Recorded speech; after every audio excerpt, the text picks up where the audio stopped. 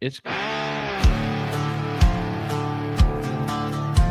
Welcome to Squatchin Holler.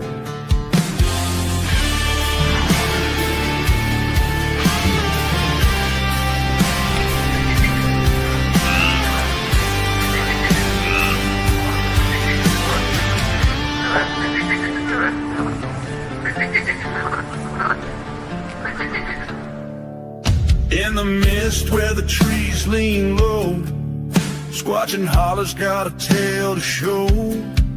Whispers creep like a creature's faint howl. Every shadow's got a secret to growl. Monsters rise where the stories are told. Squatchin Holler where the legends are born. Are they here? Are they gone? Who can say? In the holler, the truth just slips away.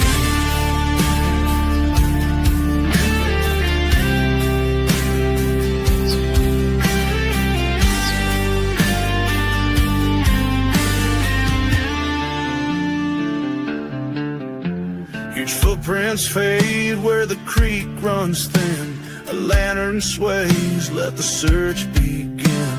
Rustling leaves, but there's no one near. Is it the wind or the beast you fear? Every echo's a question, every rustle's a clue. Squatchin Holler's got its eyes on you. Monsters rise where the stories are torn. Squatchin Holler where the legends are born. Are they here? Are they gone? Who can say?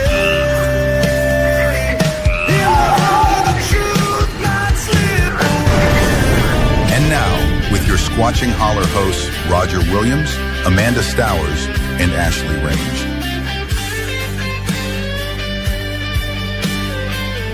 Remember, this podcast can be downloaded everywhere great podcasts are found. And now the show.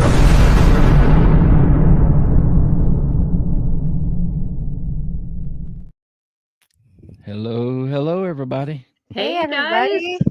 How Is y'all it Thursday doing? already? Wow. Right, and it's like chaos, and then when the intro starts, we all kind of straighten up. Yep. Right?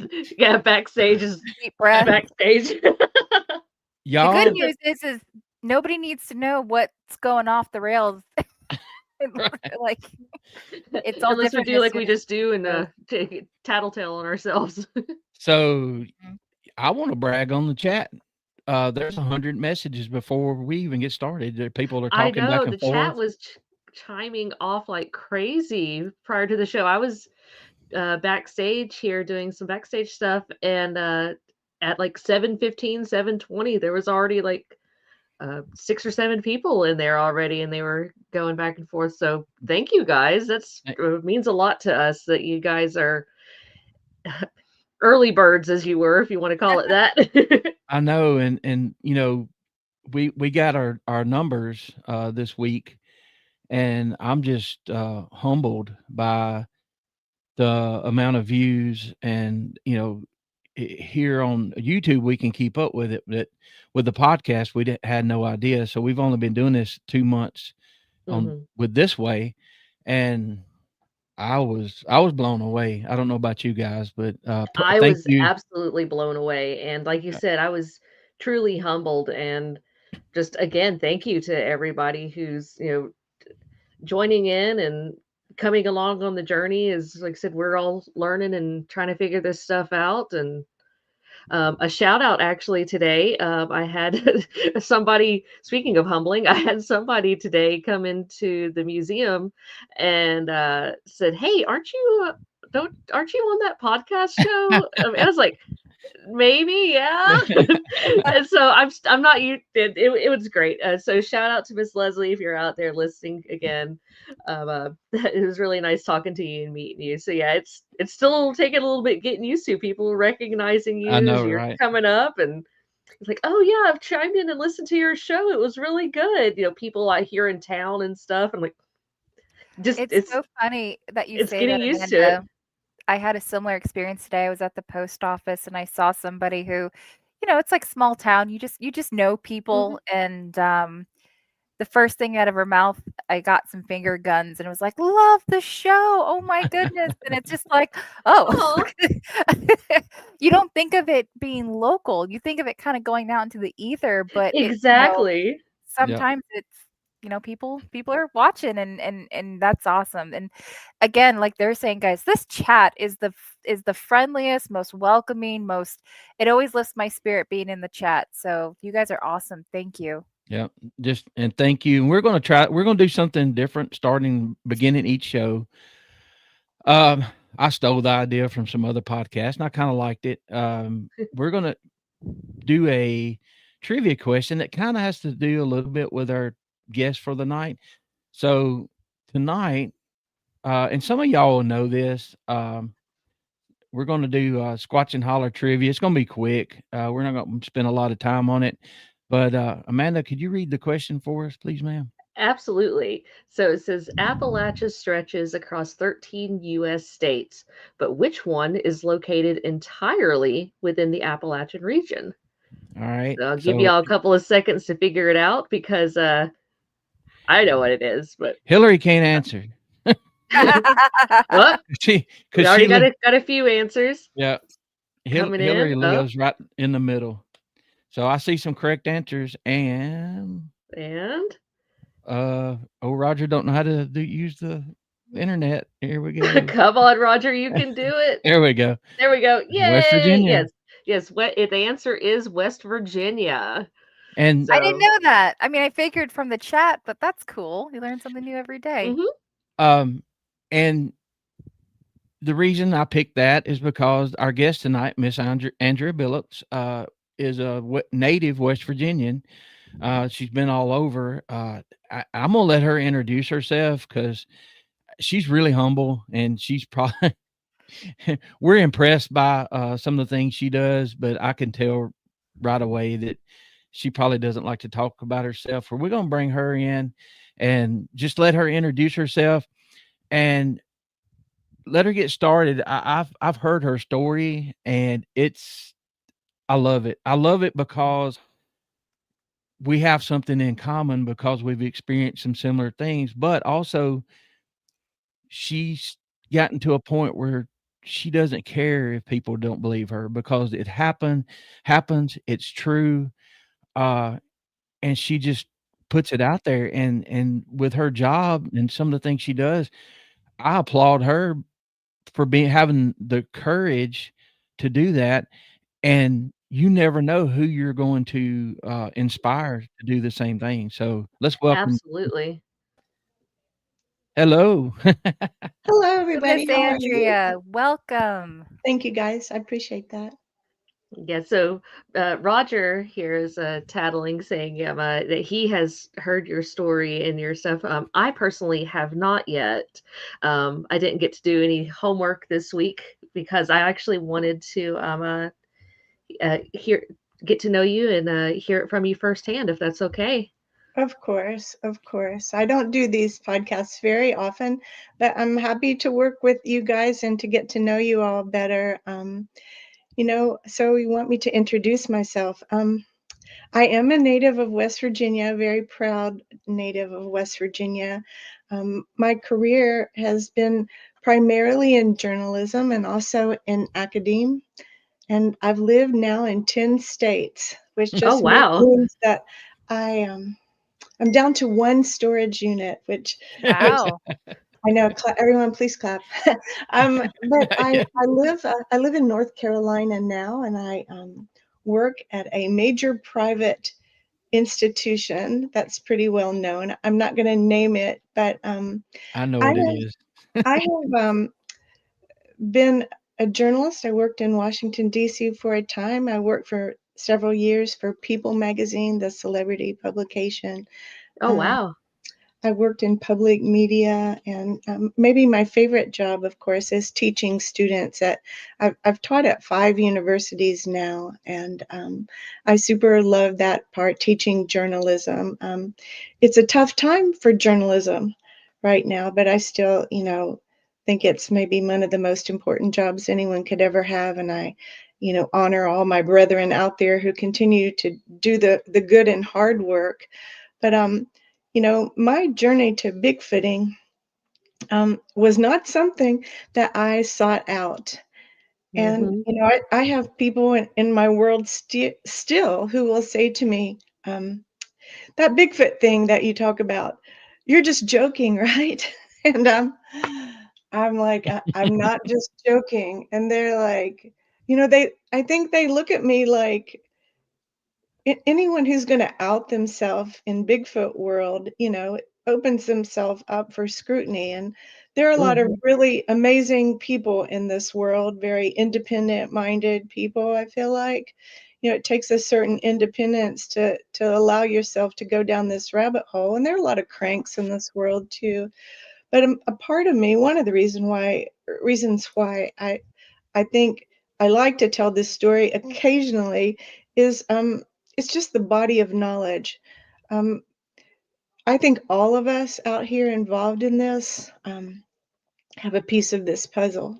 Mm-hmm. They contribute to the research, and whether it's just kind of quantitative or qualitative research. I mean, storytelling. It's reporting of incidents. It's just sharing these things.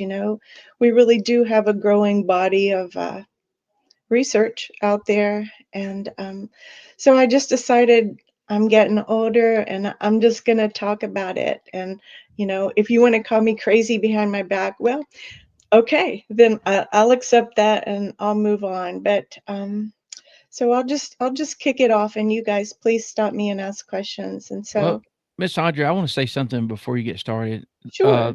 The you know, getting into this and getting over the hump of me telling my stories, I've realized that the reaction of a lot of people are because it scares them. Mm-hmm. They may laugh it off or whatever, and you have people ask you, you're kidding, right? And you're like, no, I'm not. So I it sometimes tell it's a people I wish I fear. was kidding. Yeah, right. It'd be a lot But easier. Mm-hmm.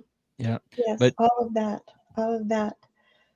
So in 2014, I was living in mid Michigan, not in the rural Upper Peninsula, but kind of in an area that is fairly populated.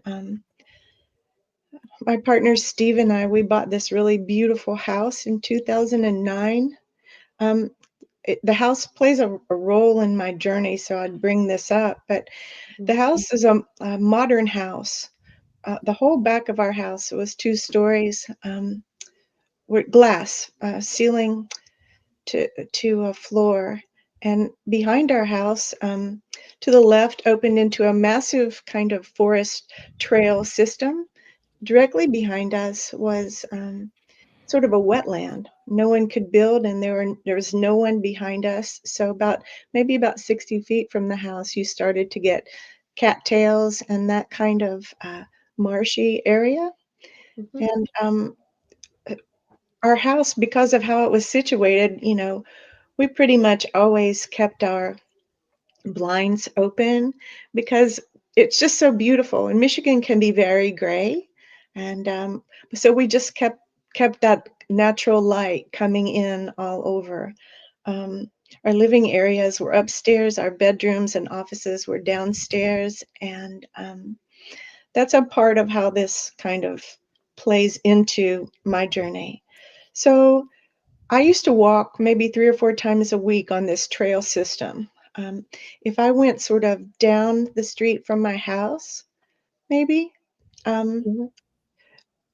I could enter the woods. There's a trailhead there, and I could walk for miles out there. And I did it all the time. I was doing it for fitness, doing it for peace of mind. Just the forest it's an old growth kind of forest with rustic trails in it and wetland areas. It's just beautiful. And You I say it would sounds lovely. You paint a very Michigan is vivid just one of picture. the most underappreciated states, I must say.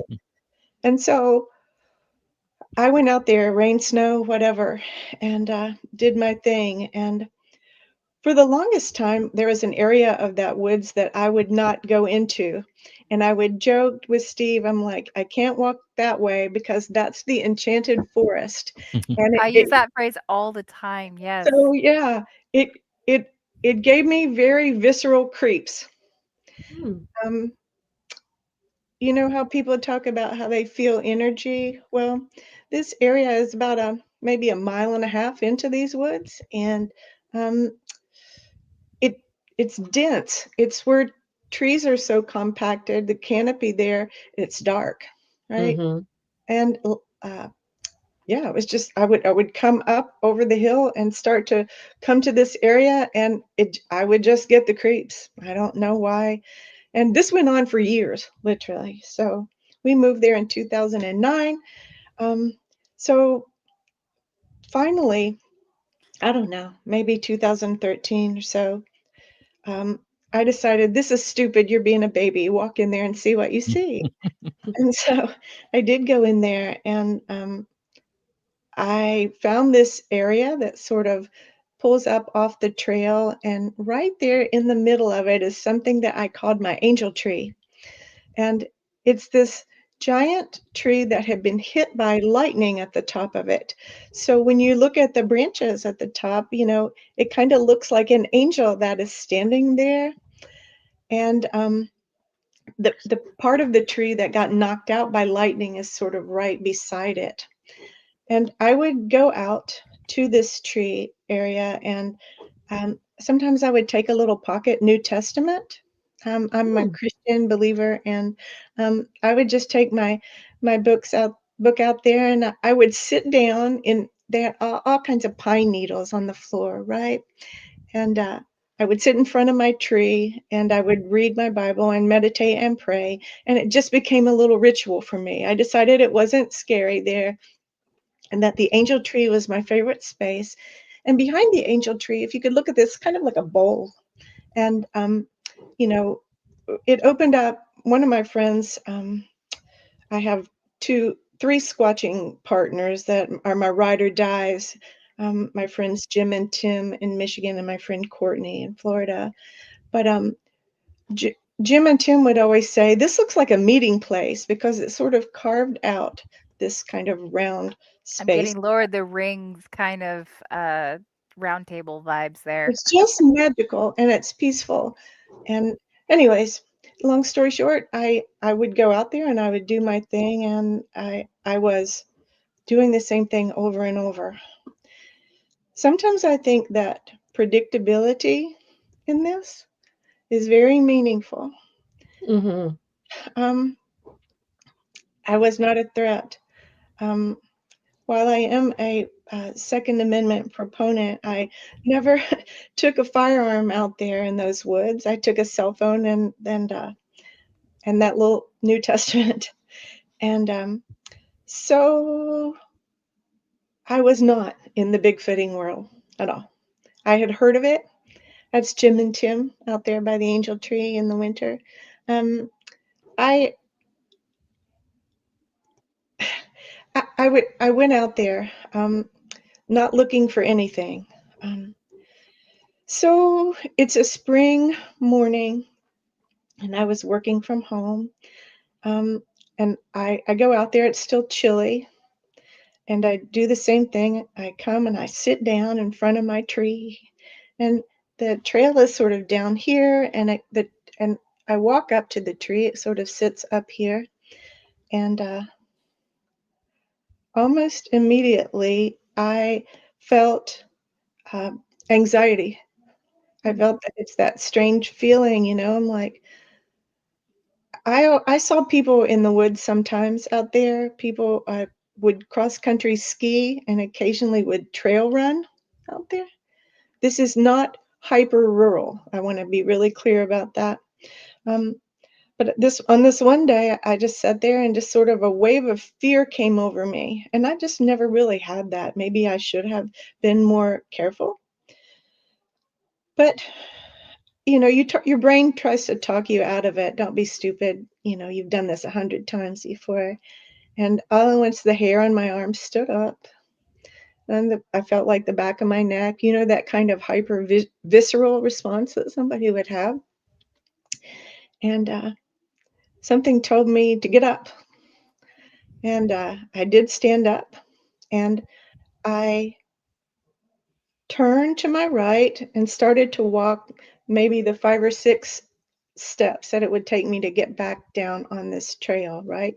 This is again, it's daytime and it's sunny, and for whatever reason, I looked back to my left over my shoulder, and you know, I want to say maybe 30 yards away was something red Mhm. that was standing there. And the color of this, you know, stands out because there are some pine scrubs there, and whatever it was not hyper concealed. Um, and immediately, whatever it was, um, it threw its arm up and went straight to all fours and Hmm. went over an embankment.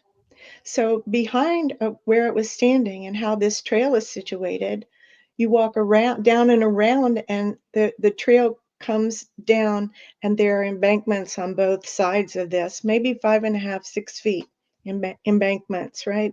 This is a rolling forest that's there. So not flat terrain. So behind me, it drops off into a wetland. You know, it's just rolling. But whatever it was dropped to all fours, and it moved like lightning. I mean, it Hmm. was down and over to the point where I just stopped in my tracks and said, "What did I see? What did I see?" Like, my brain is trying to go to things that are known. And, you know, I Mhm. remember thinking, was that like a fox? You know, what is red in the forest, you know?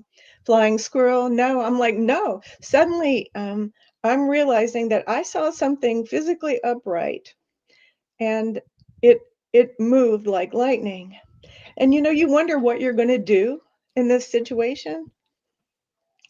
But I made my way to the trail and started to walk toward it. Mm. I may have taken 4 or 5 steps on that trail, and then I stopped. And I was shaking at this point, and I was like, I'm a mile and a half from the trailhead. I am alone. And I think I saw something that looks like Bigfoot. You know, I Mhm. mean, what other thing do you have to compare it to? Um, I always tell people now that I wish I could go into like a hypnotic state where I could remember more things, Mhm. because people in Bigfoot world always ask, well, what did its face look like? Blah, blah, blah, blah. And the answer I have for that is, I'm not sure. Well, Mhm. What I most remember is that it was not giant wide, nor was it 8 feet tall. I'm gonna guess that whatever it was 6 feet, a little more than 6 feet tall. Mhm. I just have a very fast snapshot. But the thing I always will remember and that lives in my mind is that I believe this creature, this forest person, creature's not the right word, threw its hand up to propel it, and I saw hair, and the hair was being moved. That's the picture that will always live with me. This thing was not like bear fur. It there was something stringy hanging from its arm, like Mhm. this long. And so after coming to my senses and thinking, "Oh, dear God, I'm alone. I don't have a weapon on me. I don't have Mhm. anything." I turned around and did something that I don't do a lot, which is run like hell. And I took off back. Understandably Oh my so. goodness. Mhm. I took off running, and I ran around that trail out of the enchanted forest, across a marsh, up another hill, till I was so frightened that I just was running out of breath, like gasping.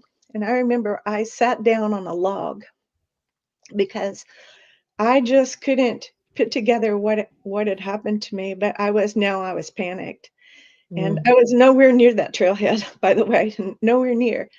Um, so I sit on this log briefly, and the forest pitches up from where I'm looking. And all at once, something really strange happens, and that is that a log came out of a tree, a really tall tree. Now think about these are, and I'm not really looking at pines as much as hardwoods, really old Mhm. forest. But a log came out of a tree, and what really got me is that it was not crashing end over end. It Mhm. was coming out of this tree like horizontally, right? Mm. And I watched it fall, and it hit the forest, hit the ground, and it sounded like a cannon went off. Oh my gracious. And my only thought, right or wrong, at that time was, is something following me? Is something trying to scare me or push me out of here? Because how could something like that fall out of a tree?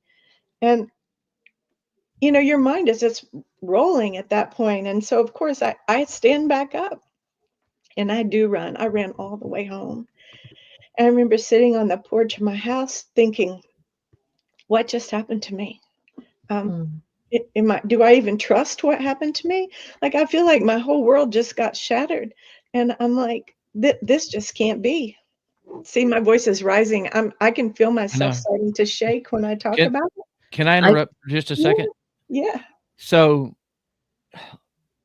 some of the things you said, I know how it is when you see this thing that it's not supposed to exist. It your mind can't go in all the different directions it needs to go. But just a few details that you picked up from coaching football for years. When we teach the guys to step, you take this arm and swing to get your momentum to actually turn, like you said. Also, mountain lions will swing that tail. If they turn around and do a 180, they'll swing that tail to help. And so, and then you said it dropped to all fours. Um, and you started trying to talk yourself out of what you saw immediately. That's totally natural. You're trying to go through and the details you're given, you even go, "What's that color?" But nothing that you know of that color is that size. But all the Mhm. details you just gave is for something that's normally walks on 2 legs, to change direction and all that. So I love those details. A lot of people don't point stuff like that out, but I I understand the point of trying to talk yourself out of what you just saw too. So yeah, that Agreed. I'm sorry to interrupt, but I didn't wanna forget that that's very important, I think, to give those, like you said, those pieces of the puzzle for other people. Agree. And you also mentioned something that I feel as well, not trying to make it about me, but I have several times have wanted, like, if like maybe somebody could hypnotize me or something where I could remember more details about my particular experience because I'm like, did I A remember very that similar correctly? experience. Yeah, and, they said, and the color, the red that you were describing is actually very similar to the creature that I saw. It was very red and orange in color and different things. So, yeah, you're not the only one who's had that same thought. I've actually even heard that from other witnesses that I've talked to as well. And there's also there's folks out there now too that do witness sketch drawings and things of these creatures to help people in processing that. So I don't know if that's something that you would be interested in, or if I'm just dropping that information out there for our listeners and for people who are watching, that those kind of options are out there for you. sure. I know some people who do that too. Um, Mhm. I'm just not sure that I got the kind of look that makes a sketch worthwhile. I wish I had looked it in the face, maybe, but that that that might have been even worse. But I mean, Understand completely. I have to conclude that this creature uh, had probably seen me many times in that woods. Hmm. I'm gonna say that probably followed me. For sure, I know that they followed me home, and I'll tell you more about how I came to realize that too. But I think it watched me. It was standing there as still as can be while I was sitting with my tree, and I just had, it was just that moment when I looked back over my shoulder that it knew it was seen, and it just moved like lightning to evade, to get into a safe position. Mhm. So I ran back to my house and no one was home and I just didn't know where to put it. So I'll skip a little bit and just say that after that, as a journalist, I just started to go down the rabbit hole of trying to determine what I saw. I'd heard about Bigfoot, I'd seen the Patterson Gimlin footage. I wasn't not a believer, like I believed in the possibility of Bigfoot being real. Mhm. But I didn't know anybody who was a Bigfooter at that point, and I didn't know people in this world. I think one of the things about being in journalism is you look for the experts, right? You sort out information by finding experts to talk about that. And so I began a strange and odd quest to email and Facebook message a bunch of people who did not know who I was. And at that point, I'm Mhm. sure they thought, oh, here is some crazy girl, who's asking me for answers. But I was just without. I just didn't care. I'm like, tell me what you know. Tell me what you know. I Mhm. mean, before it was over, I was reading anthropology journals, like scholarly journals, and Mhm. whatever, just searching to put some meaning behind this. And I did meet some people who were very generous with their time, who began to explain things to me. And I mean, and a lot of the explanations, started to go down that woo path, right? Mhm. Which is a place that I now live in. I'll just say that straight up. Do I think that Bigfoot Sasquatch is flesh and blood? I do. Do I think it's something much more? I 100% do. And but it didn't. It took me a long while to sort of reconcile that because it had to happen to me. As a journalist, you're like we tell people, don't take someone's word for it. Don't let someone tell you it's raining. Open the door and step outside, right? I had Mhm. to make this make sense to myself, and so I did that. I found people who sort of took me along and explained some things to me. So at that point, I didn't know anything about vocalizations. I didn't know anything about structures. I didn't know anything about glyphs. I didn't know anything about sightings and BFRO databases and all the things that people in this world now talk about. Um, Mhm. but I sort of educated myself. And If I can, Miss Andrea, can I please interrupt you? yeah, So I just have to applaud you for your sincerity, um, and your boldness to be on this show. We know it's not easy, and just hearing your story, I like Amanda said, went in blind. Sometimes I do research on our guests, sometimes I don't, just because. But I wanted to kind of go in blind to this, and I am just so thankful that you are not only here with us and safe and everything's great, but that you would share these kind of intimate details. And again, just applaud you. While not a journalist myself, I am a journalist at heart, and I have lots of questions. Um, okay. Well, please stop me. I would love it if you would just guide me with any questions because, you know, I'm Southern. We do tell a long story, and You're in you're good in good company, I promise. company. You're in good but company. I mean, I think this has been a big evolution over more than a decade, and Yep. um, I came to realize after that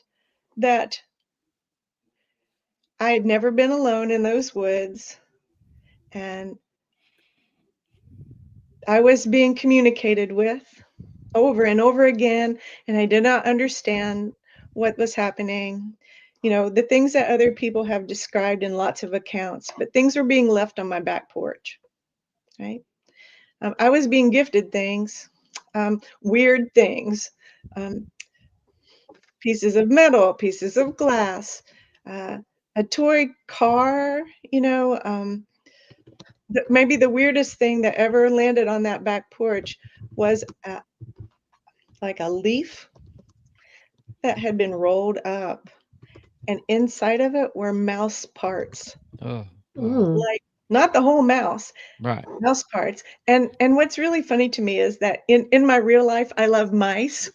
If you see me post on Facebook, I post 90% of the time about mice. So it's a strange little talisman there.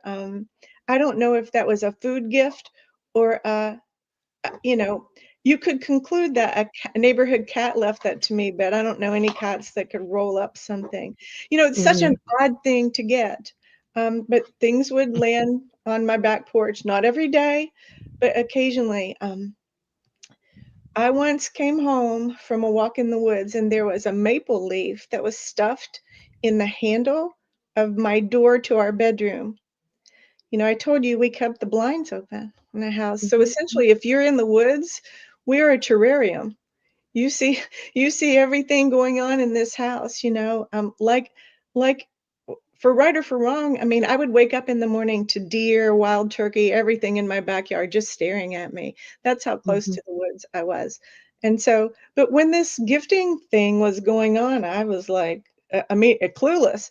And I started just kind of putting two and two together. Oh, they leave gifts. Oh, they and then someone said, and you can gift them back, which many of us have done. And I would go back out to my angel tree and the log that got knocked out of it from the lightning, I would gift on, and it worked. It worked, and I sort of slowly got integrated into the whole Bigfoot world, and started to make a lot of sense to me. And I got less scared. People always say, "So you went back to the woods?" And I was like, "I went back almost every day." And I went by myself usually until I met these really good friends in Michigan. So what you're looking at right there, this is my forest right behind my house here in North Carolina. I have managed to live in the woods in a trail system again, and I'm I'm being glyphed out there, and I glyph, and there's all kinds of uh, things, structures, and everything right behind my house. About 20 feet behind my back deck is the woods that go on for miles. So what you're showing there, the X and stuff, Have it's have you it's right back out there. have Yeah. you have you come up we have a good friend that's a researcher from Ohio, and he came up with his own glyph that he leaves, that's his signature, so to speak, and, he's I do. actually had him make that glyph close to his porch later. So, So, is so that something you've done? Like, ho you've got your own that you leave? Own design? so yes, the A that you showed me right there, I didn't make that, but that's a part of the glyph. I always glyph and have glyphed for 10 years. I glyph an A with a pine cone to the very right of the bottom. That's in the woods behind my house. And I have to be Mm. honest with you, I'm jumping around here, and You're you have to good. stop me. But I have found this same symbology in 5 or 6 states. I found Mm. Right. it in Oregon, I found it in Washington, I found it in Florida, I found it in North Carolina, I found it in West Virginia, and, you know, that's why I believe that there is something to this universal kind of symbology. A lot of people Mhm. don't Agreed. put, they don't put a lot of, clout behind these structures, but I would beg to disagree. I think they are all communication symbols, and, I I'm sure of it. Um so I'll share this, and then I'm just gonna let you ask me questions. But I know. You're um, you're good. You're great. I Yeah, walk doing behind good. my house sometimes, not always. I have a fairly demanding job. Um, 4 days ago, I went into my woods. I have a place out there, a stone in an area where I will leave apples, or I'll leave pretty stones. I'll leave rocks. I'll just typically leave something there, and I hadn't been out for a long time. I mean, a long time. I actually had a situation here where somebody followed me in the woods, actually a human Mm. being that gave me great pause. Um, and I didn't go back out there alone. But I did like 4 days ago. See, I cannot stop myself. So I was really just walking just to move, to get my body moving. It's so meditative in the forest, and so It is. so good. A forest bath is so good. But I go out to my little area. Again, I'm very predictable. I walk the same route. And I come up to my little area and I see the little stone, and I didn't bring anything to gift. And I swear to you, right there to the left of that stone is an X. Mm. An X that has torn, broken off ends, and it's not big. It's probably 2 feet by 2 feet, right? It's right there. And I'm like, I think that's for me. I think that's an acknowledgement, and this is the hoodoo voodoo part of this, but I think that's an acknowledgement that, oh, you came back to the woods, and we knew you were coming. And Mhm. I'll believe that forever because it's just too strangely circumstantial, and um, so yeah, I'll stop here and Well, I'll no, let you talk because I have a lot of other things that have happened to me um, as I sort of got deeper into all of this. I've done some pretty dangerous, what I'll call dangerous things. So well, what happens is you start from zero knowledge like all of us do, and then you start learning these things, and at first it sounds weird, but then when you mentioned talking to Robin on another show. I know Robin also, and she knows this. I interviewed her when I first started, and a lot of it didn't make sense. Well, now that I've been out in the woods and paying attention, it makes more sense to me. And the more things that you learn, the more things you see, which people that don't care, they just walk right by it and don't investigate it, right? Mhm. And and so like I have a question just for this right here. Um Wow. this is there by chance uh either water or a creek either directly behind the person taking a picture or down that way? Do you remember? so this is here in North Carolina. It's on the path that I walk. Um, there are actually double arches there right now in this Mhm. season out there. Um, there's not water Okay. there. Um, directly behind my house, there is a running creek that trails. Um, it's not near there, but there is water nearby there. Um, this area where this arch is, there are some structure logs there that are very unusual. And 2 years ago, there were some teepee structures that pulled up very near there. This archway has energetics. I'll just say that. It feels Mhm. energetic. It always has. And this around this area, I saw some teepee structures and they were added to and added to. That's in Michigan. And there you go. There's your that's what I'm talking about, a teepee structure. Yeah, And definitely a classic then they tip. were gone. And then they were gone.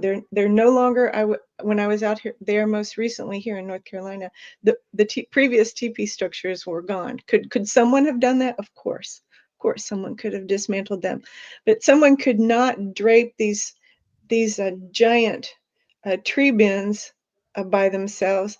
That the two that are out there now are heavily pinned over that walkway. They're pinned down. Um, you know, uh, I should take some pictures. I have some pictures of it. Sometimes I'll take pictures and sometimes I don't. And sometimes I feel kind of instructed to take pictures. And that is Mhm. very fruitful.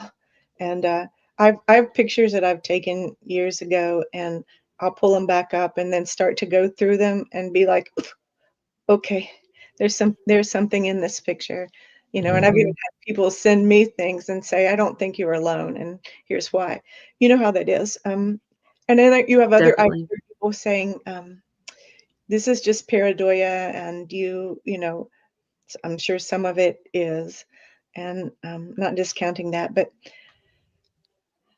You know, Miss Andrea, we've talked about um, I try to figure out ways where everybody can be a little bit right, and I was talking to some buddies and the woo came up and of course they were at that time they were kind of laughing it off or whatever. I said, just think about this. We're all built different. We Mhm. our eyes and our brains, they all work different. What if some people can see things we can't? That's more scary to me than and I've seen things myself. So I think a lot of times the individual is unique. I agree with you, Roger, 100%. Yeah, So if Same. you show me a picture and you say, "Roger, look at this. You see that right there?" And if I'm being honest and I'm comfortable with you, either I do and I say yes, or I say I don't. Can you point it out? Well, I have pictures where I see things that other people don't. So we don't know. We Everybody all, makes fun of the red circles until you need one. yeah. it, Then it's like, Yeah. can you put one around it for me? And then, but we have friends like that show us things, but we're comfortable enough to say, no, I don't. Can you point it out to me?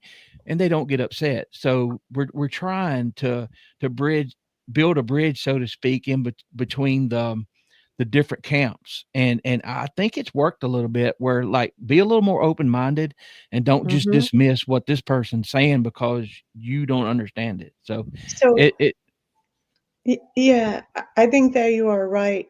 I think what we're seeing right now is a certain sea change in Bigfoot world, right? In the whole community. Mhm. Where people who previously wouldn't even talk about the woo, would be dismissive of people, are now like, too many people are talking about this. They're Mhm, having the same kind of experience. We can't just consistently dismiss this. And a lot of them will couch it and say, but we really don't know what we're dealing with. And I mean, that is true. We really don't know what we're dealing with. But I Mhm. mean, there are some hundreds of people who are dealing with the same thing, that mhm. something is happening, right? I think I that, I've seen some diehard famous people that dismiss the woo come out publicly and say, "We've gotta start looking into this," because there's people that I know and trust, researchers that are having experiences in the same areas.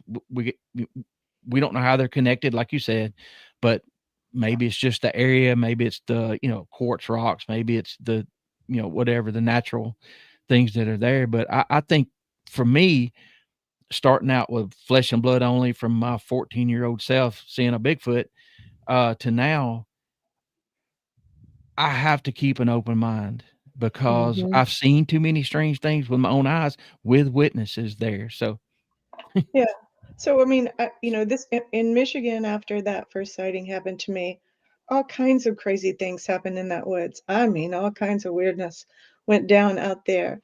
My friends Tim and Jim, who are both experiencers, and that were really they're my trust team. They always go out in mhm, the woods with me. They've experienced some of these things too. I've been talked to. I've had something say something to me out there, and say hello in a very mechanical voice. mhm, Mm. We've seen like predator plasma out there at dusk, like floating predator plasma. Um, all the vocalizations. I didn't even know what a wood knock was. And then suddenly, I'm like, whoa, it just starts to stagger you once you start to put Mhm. two and two together.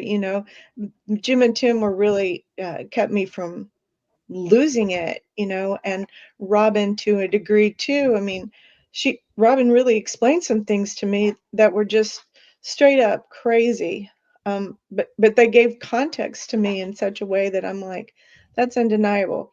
So I have some, I would say this, I have some things that I think about this now, and they're wholly based on my experiences. Um, Mhm. I think that these beings, I'm calling a being. I Um, like that word as well for Same, So, the these are description. not animals, they're nothing like this. They are brilliant in all Mhm. ways. Not like us, but like us in a way. Mhm. I think they are brilliant in their capacity. Um, they have gifts that we haven't cultivated, right? Um, but I've always said this, and I will I will take this one to the grave. But once they know that you know, they're always going to come around you if you let them, right? Mm-hmm. Um, hasn't been a place that I lived where I haven't had weirdness happen almost immediately. Here, I was teaching in Florida. There, I mean, just this. It's almost like someone has followed you and is knocking on your door, and you can dismiss it for over and over, and sometimes I do, you know, and then something will happen and you're like, I can't dismiss that. It's almost like once they know that you know, Mm-hmm. and it's just undeniable, and you have interacted with them in ways, somebody else is going to pick you up wherever you land, you know. Mm-hmm. It's so true. um, I was in West Virginia working for a couple of years, and this was during part of the COVID era. And one year, Steve and I, for our birthdays, we decided we would go up to this area called Dolly Sods in West Virginia. Um, and we didn't go up there to Bigfoot. We were just going to celebrate our birthdays in a remote place where we didn't have to wear Mm-hmm. masks and could be out in the open. And one day we just got in our car and drove out in the middle of nowhere and parked our car on the side of the road. We saw like a service road that went up the side of this mountain, and we're just like, screw it. We're gonna hike it. It was a beautiful day. It was in late September, and this was a kind of a big hike up the hill. And Steve is much more, he's a runner, he's much more fit than I am. And so we started climbing and got up around a bend, and all at once, smack, big wood knock. And Steve turns around and looks at me and goes, "What was that?" And I'm like, I just kind of stood there incredulous. And he goes, "Oh, I know, it's Bigfoot." And he kind of teased me, you know. He puts up with some of this. And so I was a little bit shocked. I just hadn't I wasn't out there to Bigfoot. So we continued to walk up this kind of ridge line going up to, and we come to another kind of plateau, and we get whooped. This is Mm. sure as shooting. We just got whooped. And Steve turns around and he goes, "Now that was weird." And I was just like, Nothing yeah. like a quick attitude adjustment in the woods. And so, you know, I feel like I'm being punked at this point because I'm like, you got to be kidding me. So we walk all the way up to the top of this ridgeline. You can see all over.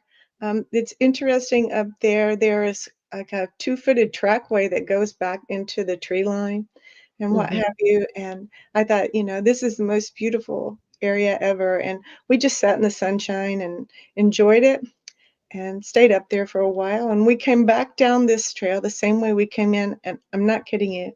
There were 2 turkey feathers, Mm. turkey feathers, long, jammed into this trail. Wow. They're standing straight up, 2 of them. And Steve goes, "What is that?" And I said, "Those are feathers." And he goes, "They're sticking up from the ground." And then I was almost certain that something was telling me that we see you, and yes, it's us. And how could that even possibly happen? Now, I mean, could someone have done that? I guess certainly they could have, but I Mm-hmm. don't believe that's what happened. I believe that we got followed up that hill, and this is a great place for something to not be seen. And those feathers were an acknowledgement, you know. And I've had those things happen all over. Feathers in the vehicle. The other people have had these experiences too, you know. Um, so yeah, I'm jumping all over the place, but when I say that, No, I you're fine. Yeah, go this is places, great. and and and you have this kind of activity. I'm going to conclude that some of it is not an accident, and Mm-hmm. um, I feel almost I almost feel like I can feel presence now. You know, I know what's around me. It's an energetic kind of thing, and I still Mhm. get unnerved. I'm not gonna lie to you. I s- I get unnerved, but I always have really great activity when I'm alone. Um, Mhm. I'm defenseless, really. I mean, if you just look at the landscape, although I don't believe that Sasquatch is inherently violent. I don't Mhm. think that somebody's out there trying to get me. I think I think it's more curiosity of me and what is my intention. And I do think that some of the relationships that people develop are based on intention. Mhm. I might We say that I conclude that they have a heightened sense of The knowing. Oh, And they absolutely do. Miss Andrea, we have a very smart group of people that watch the shows, smarter than I am by far. And Verax always has good questions. He has a question. Can I ask it? Mhm, Okay. of course. So he said, Andrea, have you researched ancient glyphs or have you figured out what some of the glyphs that you have found mean? Also, have you ever found glyphs inside your home? So yes and yes. Um, Wow, that's yeah, cool. yes. I think I got So goosebumps. this, Yeah, yeah. me Yeah. too. I So know, me too. Oh my god. Yeah, researching a lot of the glyphs and, ancient languages and things like that, so symbolism so and stuff. so That's something I've been wanting to dip my toes into. yeah, I think that some people have pointed to like rune symbology. You know, Mhm. runes, and I have looked at those things, and I'm not discounting them. I think there's a language to glyphs. I think in a lot of instances, I think glyphs are personal. Like Mhm. they're intended. I'm not talking about universal kind of glyphs, right? Or universal symbols, but I think sometimes glyphs come to people, and I have friends who live all over who know who say they know what this glyph means to them, right? To What them, Mhm. what's yeah. bringing it. So I'll tell you this story. So I was out in Washington State with my friend Courtney, who is a television broadcaster, really talented young woman, owns a beverage company in Miami now, and she and I have squatched together a lot. And we went out to the Quinault rainforests, gorgeous, amazing area. Courtney grew up in Olympia, Washington, and she's lived like me all over the world. But she and I went out there together, and we were just gonna squatch and see what we see. We didn't really have any plans, and so here we are out there in the middle of the woods, and we're climbing over rocks, and that area is damp, and everything is moss covered. It really is like hobbit land. It's Mhm. intoxicating to be out there, but we're crawling over things. And I remember hauling myself over a deadfall log, and something said just look down. And I don't have a picture to show you, but I have a picture of this. There on the ground is this glyph. It is undeniably a glyph, and it Mhm. is many broken pieces of branches and forest kind of detritus. But this is what it looks like. It looks like somebody doing a yoga pose, like when somebody bends backwards and points Mhm. their feet up in the air. That's exactly what this glyph is. And I turned to Courtney and I said, "This is not for me, it's for you." Because Mhm. Courtney is an accomplished yogi. She was a NCAA championship platform diver, and she is somebody who is always she was out there on the lake doing yoga poses just like this at where we stayed at the lodge there. And she every morning she would go out there and do these poses, which I cannot do, right? This clip is not Yeah. not for me. I would be in traction and hospitalized. But I'm like, that is you. something has glyphed you. And she goes, oh my God. She was like really, touched, I think, by it. And, people can laugh me out of the room, but I, I really believe that was an acknowledgement for her, you It know. truly sounds like it. It was Who would 100% make meant something for like her. that? It was inarguably, that's exactly what it was. I mean, it wasn't even a little bit. That's So what it so was. Did was she it herself leave anything behind or make any mark to counter it?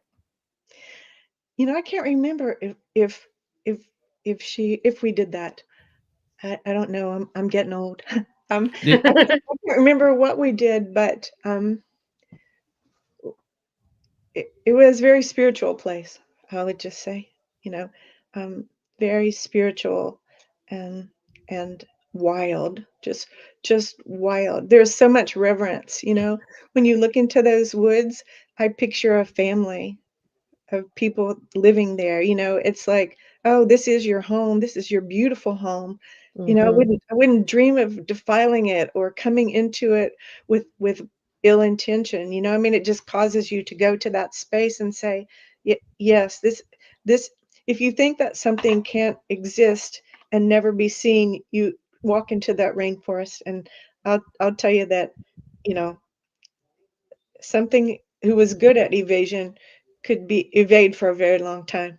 I would just Mhm. say that. So this is just speculation, but I feel like your first encounter that opened you up to all this.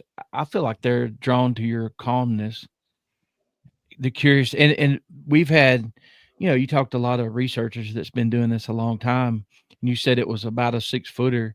A lot of your juveniles are more curious, so Mhm. it sounds like, with you, like repetition, going to this one spot and reading a book, you're doing something that they probably don't see much, and that just, I keep going back to that because well, I was um definitely safe. I wasn't mhm, there's no threatening to my behavior, and I was predictable, which I think, you know, if you want something to interact with you, be wholly predictable. I You know, agree. Mhm. I And always also when I hear people say things like we're going on a Sasquatch hunt, I'm like, you're not hunting anything. No, you're not. And no, no. I mean, you hear these stories about hunters um, looking through a scope and making this eye contact and being like, "Oh, no, no, no. I'm looking at something that's sentient, and you can't shoot that." And I Mhm. sort of get that. I guess I am calm, but I would just say to everybody that this experience has really opened me up to greater world around me. You know, Mhm. I think that for sure there's another world that's happening right around me. I suspect it's right outside my door. You asked Mhm. me if things have happened here. Um, Things have been left inside my house before. And I'll tell another story that has to do with Robin, which will make me sound crazier than if you think I'm batshit right now, whoever's out there listening, sorry for the foul word. If you think this will be crushing for you. But I where I live is I have a townhouse, a very large townhouse that's right on the tree line, and I have a deck behind me. The first night that we moved in here, the master suite is downstairs. This is a three-story townhouse. So master suite is downstairs. There's a deck right outside of the master suite. And Steve was like, we moved in June, and he goes, it's hot. I'm going to open the window and just let some fresh air come in from the woods back there. The breeze is so nice and what have you. And so when you move, you're tired. Well, Steve falls asleep immediately. And I'm just laying there wide awake. I'm like, I'm exhausted at carrying boxes. You know how it is. Mhm. And I kid you not. It's 1 a.m. and I hear knock, knock, knock in those woods. And I'm like, The welcome wagon has come. I mean, and then I'm like, am I just delusional? I'm like, because I couldn't believe that. You could not make this up. I mean, if someone really wanted to get to me, I'm like, well done. Because I just laid there and I'm like, okay, okay. Howdy do? I'm back. I'm here. I'm your friend. Hello. I'm sort of laughing to myself, but I can't even believe it. But there have been 3 times since I've lived here over 2 years where there have been long, bony fingerprints with Oh, no, hair thank you. No, thank on you. the storm door outside my the door of my house is not in the front. There's a garage, but the actual door is up like four steps, like 5 foot high on the side of my house, right near the woods. And Mm. I have found these bony fingerprints sideways, like something touched this way, right? On Hmm. on the Interesting. storm door, and they have dermal ridges on them and hair flicks. And a friend of mine said, "Well, could that have been a bear or something?" But they look like fingerprints, and maybe it's Right. just, the mailman with really long bony Was there fingers. anything there that the hand could have been resting on and the side of it pressed against? No? Well, there's just a clear glass storm door, and then there's a big heavy wood door behind that. But Mm. Mhm. but you have to come up like 4 stairs to get to that landing to that door. You just don't walk up to it, right? You It would have to. almost reminds me of like somebody doing one of these too. Like, That's exactly what it looks like. Yeah. And, Mhm. and I'm not saying it's Sasquatch, but I'm Right. saying it's weird and it's hard to take a picture of. I've tried to I by the way that it's oriented difficult. because it's clear glass, right? But Mhm. when you get right up to it, you see those dermal ridges, and I'm like, that's Mhm. definitely something's hand. But the little flickies of hair that you see there in that, when you get good condensation, out there, Mhm. then you can see it. And it almost felt like the print had texture to it, right? So Um, I've collected similar, and you're right. Taking picture on glass is tough. So did it look like it was like natural oils and then the dust got on from the air, it or looked like just something made it stick. Um, mhm, not not heavy greasy, but enough that mhm, it lasted for a time. And what was odd is that dust did get into it, and you could see those hair flicks so much mhm. better when the dust came. We have Mhm. a lot of pollen here, um, and and I, I've always thought that was weird. It creeped me out the first time I saw it. I'm like, oh no, no, no, you know, and in my mind, I'm like, you next time guys. you see one of those, Andrea, talc powder. Yeah, yeah, I should have dusted it. I know everybody said that, and Well, I on and Miss It's Andrea, easier to think we're about it way after the fact. and another thing Absolutely. too, it's like if you're dealing with them at the house, you know they're there, and it's not really like you're researching. So, there's been times where we've seen some amazing things and just didn't. I don't cast prints. I mean, I've 4 times in my life I found prints, and I don't carry anything with me because there's so many of them. I guess I would like to have one for my own personal collection, but uh, but the point is, the more things that happen, kind of you're not as concerned about, you're not really trying to prove it to anybody because you know it's real. So well, I'm not trying to prove it to anybody. I know that, you know, sometimes I've talked about it on Facebook or what have you because I have a lot of squatchy friends, people who are true Well, you're gonna experts have and a are lot really more good at after this. this, There's Andrea. people out there who have far more expertise than I do, and I respect them. Um, But I've had a couple of times to people to private message me, and say, "Hey, can I get the coordinates of your sighting?" yeah, And you know what I say? No. And the yeah, reason Yeah, no. why isn't that I don't want you to do your thing. It's like I feel a little protective over what I believe is out there. Like I don't yeah, Mhm. want you tromping in my woods. I don't want you go on a Bigfoot hunt.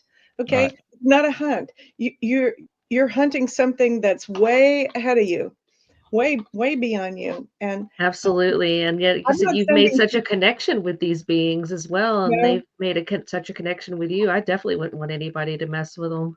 No, no, and I I feel want like them that's to why be they okay. avoid us anyway, because the history between us and them, you know? Mhm.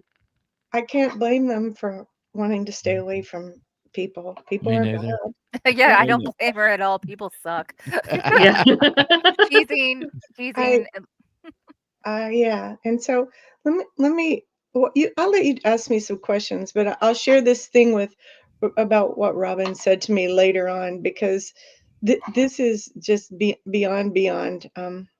Yeah. If anyone has any questions, I'm happy to respond.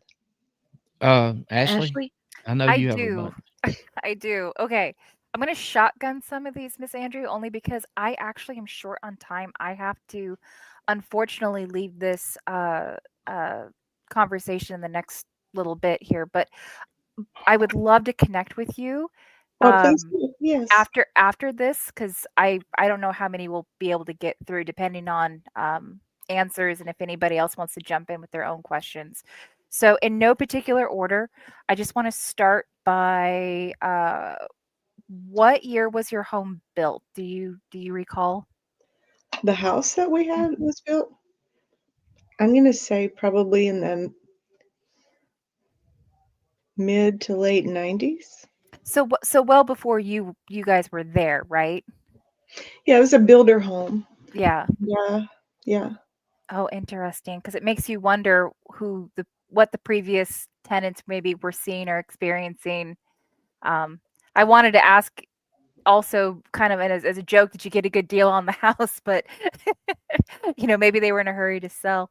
Um, No, I want to go back there. We left there because of our work, but I mean, I would go back there in a heartbeat. And to be honest with you, I go back to that woods every year at Christmas time. I've found two snow trackways out there, not in consecutive years, but we've found two snow trackways out there, undeniable trackways. But I go back there all the time. I go hug my tree. your Um, angel tree. Oh Yeah. yeah, I told Steve I'd like to be buried there, and he said that would be Oh, against Aw, the law probably, but I said, "What if you have a good shovel and a suitcase?" that's And right. Don't Yep. ask, don't tell, I'm right? short. yeah, right. What kind of experience did you have with nature prior to your encounter? I'm gonna be honest with you. I was the woman least likely to ever be in any woods times 100. I I I think the last before I started doing some camp outs, um, and I've done some interesting ones out in the Pacific Northwest, but I was the girl who hated Girl Scout camp because I didn't want to get dirty. I didn't like bugs. And I mean, I'm highly unnatural. I mean, this hair color does not grow in nature. Okay. I penciled my eyebrows in before I talked to you. I'm not a nature girl at all. So, I mean, I I'm did just too, by the way, so no, I'm kidding. anyways, I'm really good at this. But I, none.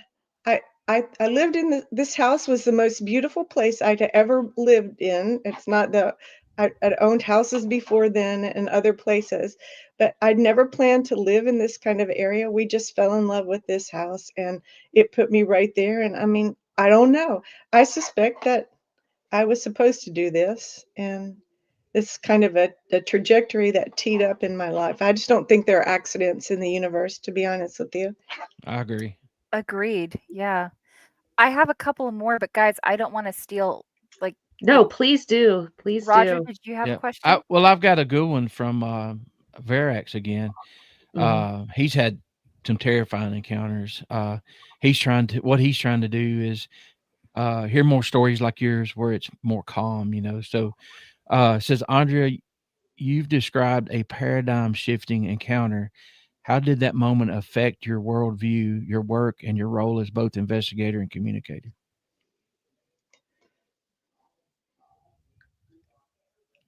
That's a tough one. I mean, I guess that, I've lived a whole life where work has been the most compelling feature of my life, Mhm. right? It's hard to be someone who works in news and not be all in. it's just consumptive, and I love that. I love that. Um, but I'm somebody who really draws inward, and I feel like this experience has pushed me way out of my comfort zone, and it's made me more brave, I guess, in my approach. Like, I don't mean that I'm not fearful in the woods. I'm very fearful, and I continue to do stupid things in the woods because I am so consumed with wanting to know. Like, I've squatched by myself in mammoth caves at night. That's very brave. That's I can't believe extremely I did it, and probably would do it again. And um, it really has driven me out of my kind of shell. I think that it's there's a great vulnerability in all this. I feel pretty sure I'm not the top of the food chain out there. I love knowing that we are not alone here, that there are so Mhm. many mysteries and unseen things. We don't even know what's at the bottom of our ocean. Stop kidding Right? percent. yourself. If Yeah. you think everything that has been seen has been discovered, well, you're just wrong. You're just dead wrong. And one Mhm. day, hopefully, I'm in heaven with the answers. But one day, somebody's going to know that this is true. There's going to be some triggering mechanism by which more people are going to have to accept this, and I don't even know if that's going to be good or bad, because Right? I don't want 1,000 looky-loos out there trying to shoot a Bigfoot. I'm going to bag a Bigfoot. I'm like, you know, I would rather shoot you than the Sasquatch. Trust me. Um, uh, uh, and so it's really sort of changed how I see the world. And I'm just very much more observant of nature and those kinds of things. Um, and I feel less alone because I know that I'm not. Cause that. Agreed. I just shortly, I feel like we're the lucky ones. You what? I feel like we're the lucky ones Oh, because because we know they're real, and and I've met so many people that are become great friends. It opened up a whole new world to me also. So I agree with I've what you met said. some really incredible people because of this. People who I just so admire, and who are fascinating and not at all like me. I mean, I just people from all walks of life. And I think knowing them has really been gratifying because, again, they are independent spirits. They're open-minded people, and Mhm. some of them are super brave in the things they do, and the devotion that they show to this. It's, I mean, I acknowledge people's hard work spending time out there, but I have to believe that most of these people are just like me inside, in that we just want to see and know. We want to understand, and I don't know if we'll ever have those answers, but we're driven to understand, and that in itself Agreed. is great, right? I mean, it's just a great quest to be on, and you feel like you belong to some club that you just couldn't you can't just bring somebody in and say, "See, it's real." I'm like, "No, you need to have some things happen to you before confronting some of this," I feel like. Mhm.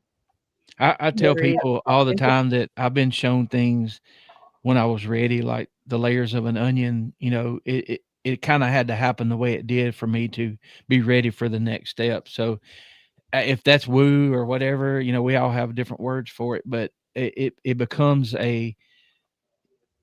something you kind of know inside that, and then you start asking questions like why, and you try to make sense of all of it. So, but Mhm. yeah, that's awesome. I know Ashley's probably got more questions.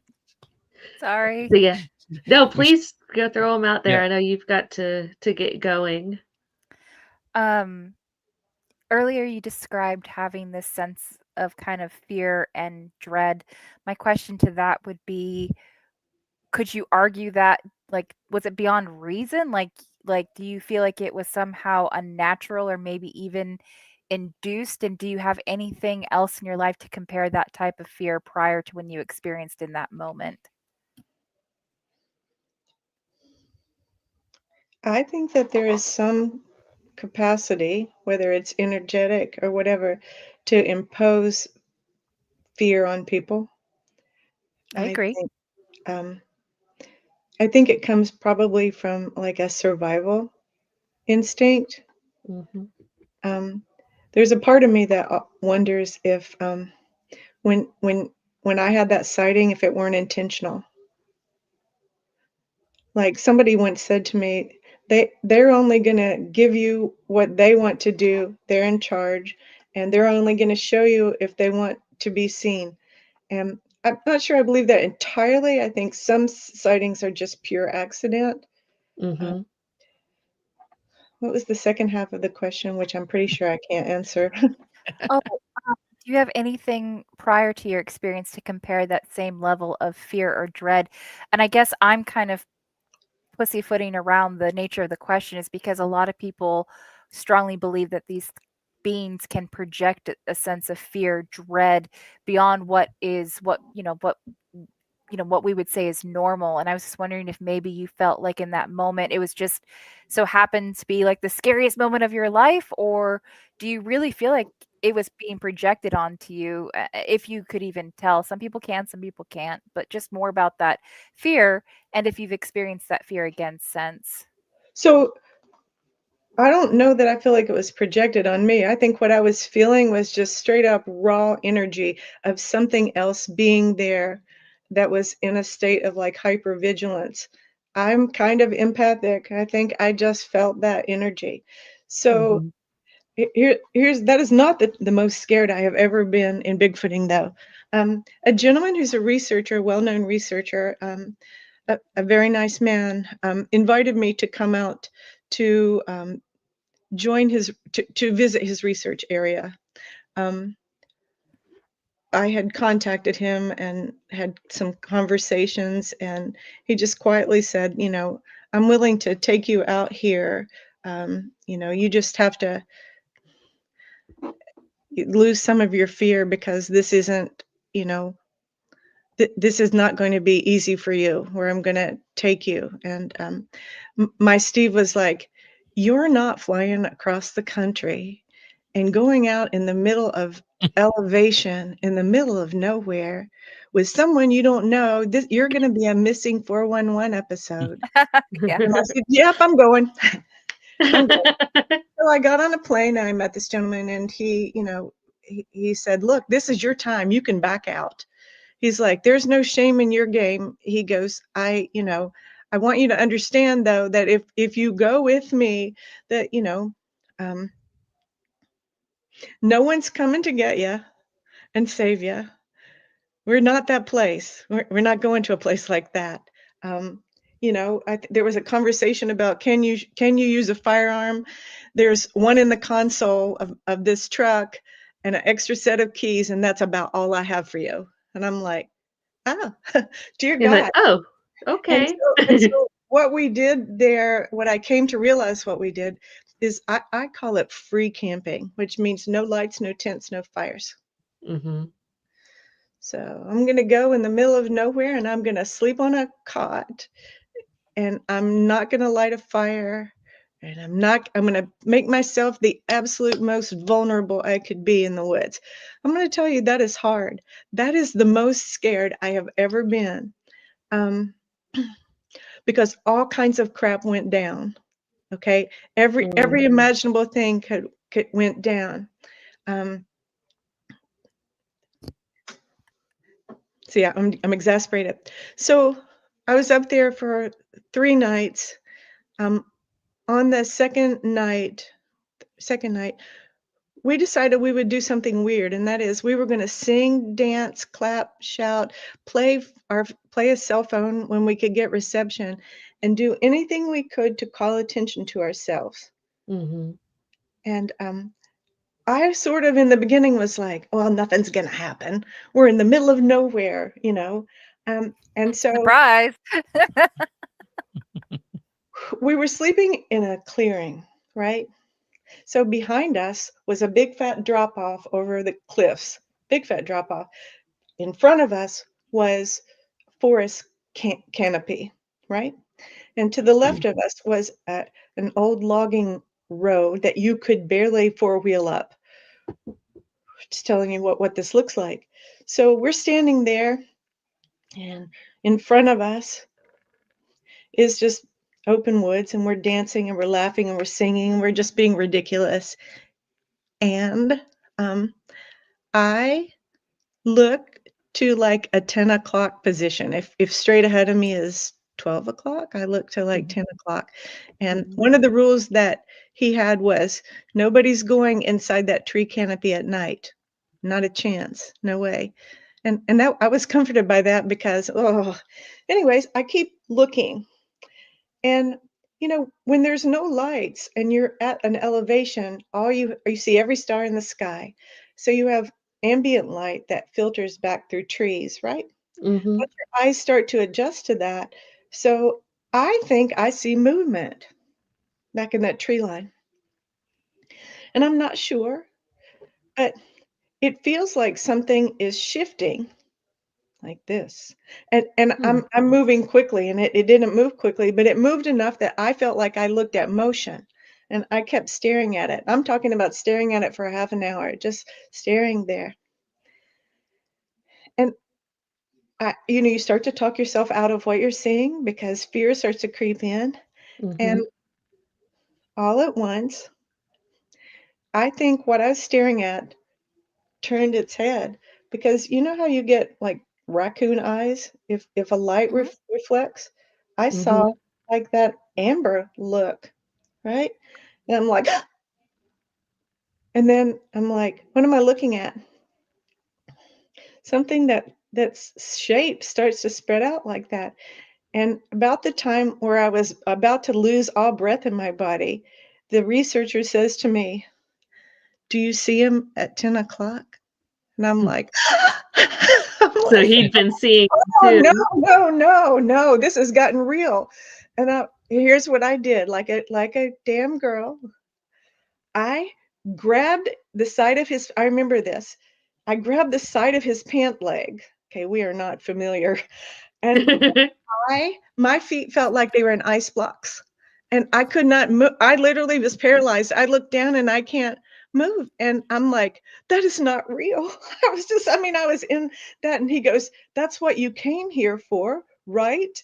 And I'm like, This sounds "Yes." like a movie, by the way. I'm just Oh like my God, it is I a keep movie. It leaning is a in movie. to And listen. I was the dumb Bigfoot girl, and he was laughing. I'm sure laughing inside at me, although he was very loving and cordial. I mean, he was trying to assuage my fears, but I'm like, oh my God, because this thing could have taken 4 steps out of those woods and smashed me like a bug. And that is what I thought would happen. I And have a this thing was question. totally silent, no noise, not anything. So stealthy. Yes, go ahead. And you said y'all don't have any light, right? So None. was this eye shine or illumination? Like, I think I don't know. I think this might have been like eye shine because it wasn't like glowing eyes right back at me. It's right. almost like someone turned its head and it caught that light, and Caught the light just right. the only light Wow. that we had phones, and so Okay. we would turn them on to play, like try to play music and what have you. Right. Okay. And so we had that light, but I mean, it is pitch damn black out there. I mean, and so I could not look up.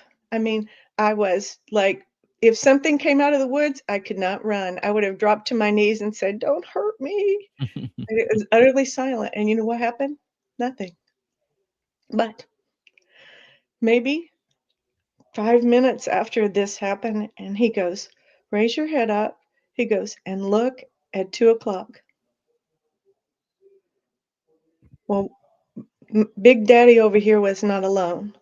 Oh Something boy. much smaller was back and over here, and it became really clear, and I'm like, "Oh God, okay." I'm like, "We are super not alone, right?" And he began to tell me he had come to this location every month for almost 10 years, Oh, and he did the wow. very same thing. He would pull up, get out, and ring a bell. Basically, and he'd say, "It's me, I'm here, and, I just wanna hang out and interact with you." He would have a dialogue, and he literally was talking to them. and he told me, he's like, introduce yourself and tell them why you're here. And I was like, my whole thought bubble was like, please don't eat me or whatever. I mean, Yeah. I was truly comical, but in those moments, I was like, okay, I'm not wrong. They're 100% real, and I'm standing here in the middle of the mountains, in the middle of Oregon, alone, and this is your Bigfoot moment, sister. That's how I knew. And but the worst part was, these things, they're so stealthy. They like came up there and just were there, Mhm. and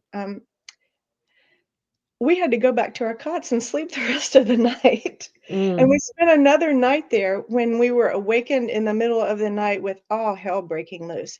I mean, there was knocking and there was calling across these ridges. I mean, there were these awful sounds that almost sounded like barking. They almost sounded canine. I've never heard anything more chilling in my life. And it Mm. was almost like talking. These are communicating back and forth. We had things taken out of our little camp table, like taken in the middle of the night, and then brought back and left like on the ground there. But the creepiest thing of all, I think, in that, and I'll shut up if I'm talking too much, but Good. No, we're just so excited because you're kind of hitting a trifecta here, or Mhm. whatever a quadruple of a trifecta is, and I understand these are multiple experiences through multiple time periods. It's not all one experience, but you are just hitting the Bigfoot checklist just one after the other, Mhm. and it's fascinating to hear it from a journalist's point of view. And people are people, professions are a part of that, but there's certain professions we just all inherently trust a little bit more. Obviously, there's some jokes there about journalism, but the fact that you're able to record certain things, articulate yourself well, um, the fact that you don't really have anything to gain but everything to lose in this. I mean, this is. Mhm. I really wish I didn't have to take off here. Like, oh, like now. Ooh, I didn't just now looked at the clock. Um, I'm going to bow out, guys. But again, Andrea, you'll probably hear from me privately after this, and I'd love to connect with you. I have a few more questions if you're willing. And thank you so much for coming on. And thank you, Amanda and Roger, for uh, taking over. Oh, that was my light. Taking over this. Uh, it's lovely to meet you online, and I look forward to chatting with you. Thank you so much for being so nice. yes, thank you, guys. Thank you, chat. I'll see you guys next time. See you, Right. But Ashley. good night, Ashley. Thank you. Bye. Yeah. Oh man. Yeah, So, So if I can interject real quick with a yes, question, Miss Andrea, yeah, you mentioned there that the person that you were with, these, tell them why you're here, let them know.